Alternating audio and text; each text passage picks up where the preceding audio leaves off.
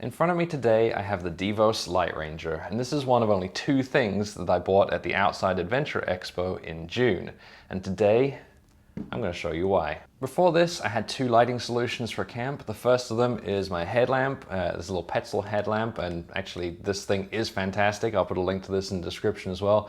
If you don't have one of these, I do recommend it. I will be keeping this and using it. It's super bright, rechargeable battery, lights up where you're going or where you're looking. So if you're going on you're walking in the dark, you're looking through your tent, or looking through a vehicle at night, this thing is great.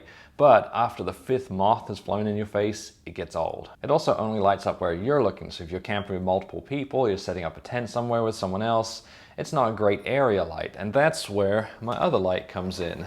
This light cube that I bought. This sits on the ground, so it solves the moth problem, but unfortunately it's quite blinding, and unless I have something to hang it off, it also only lights the underside of surfaces. Now you might be wondering, how does something as small as this solve those problems? Well, it's because it comes with this, which is an extendable pole. So this light just latches onto the top like that.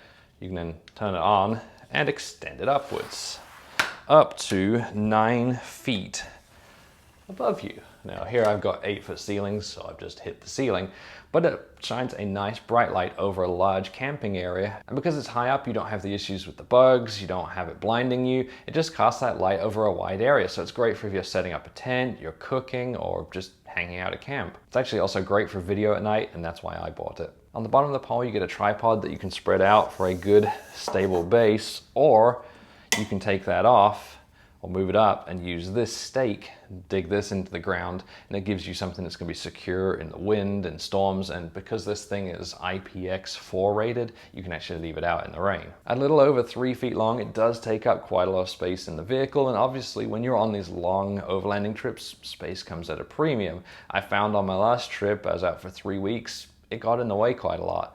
That being said, it's definitely worth it. I'll be taking this with me on every trip I go on. I just wish maybe they did it into 4 sections, or if they make a revision in the future, they have it retract into 4 sections so it doesn't take up quite as much room. The light itself is entirely controlled by a single power button on the side, and with that you can switch between 3 different lighting modes and different brightnesses.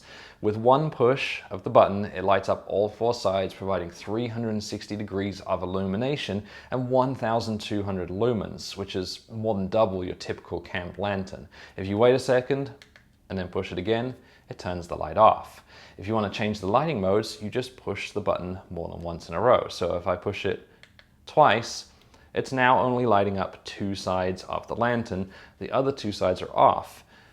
If I turn it off and then push it 3 times, it's only going to light up the one side of the lantern. That means if you only need light in a certain direction, you can save battery. Now, if you want it duller, you turn it on and then you push and you hold the power button, and you'll see that it will slowly cycle down the brightness.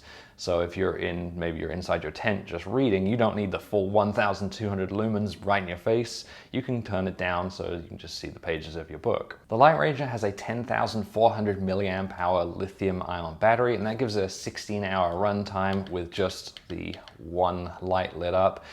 When you have 2 lights lit up, that's reduced to 8, and with all 4 of the lights on, you get a 4-hour runtime. To find out how much power I have left, all I have to do is turn the light off, and then I push and I hold the power button, and you will see a little green light comes on, which means I've got almost full battery. If the light's flashing or it's a different color, then maybe it's time to charge it up. And to do that, you use the provided USB cable in the bottom here, and it takes about 8 hours for a full recharge from completely dead.